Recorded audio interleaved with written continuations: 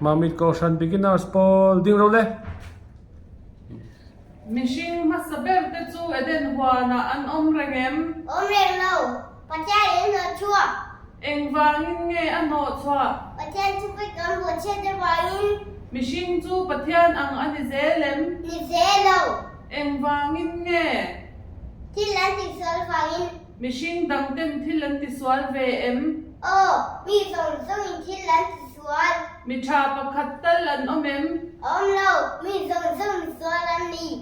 Swal man enge ni. Thị nạ. Thi na enge ni. Cha đáo thị nạ.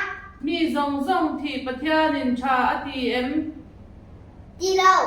Mishing te chu pathianin atha tham ta em ni. Cha sang lời ê. Angai sak. Phải dùng rồi. Chút rồi đấy. Cái gì? Angai sak zui Dễ. Sáng tục ấy.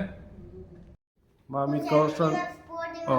Mamit Caution Beginners Paul ding rồi đấy. Tuna la lo sanga.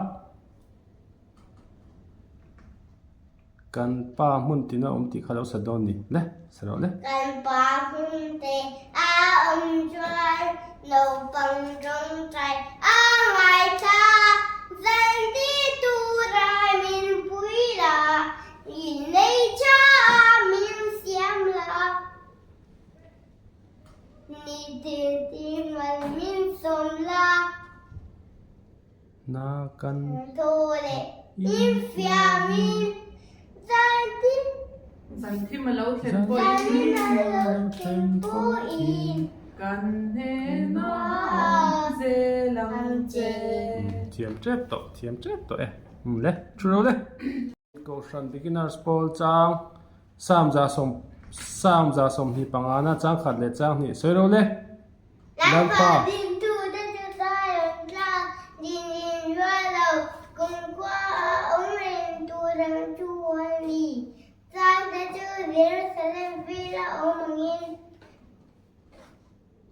Lal pa tu Chu mi te ve là ông chin tu na ta cùng qua in Mình thèm ta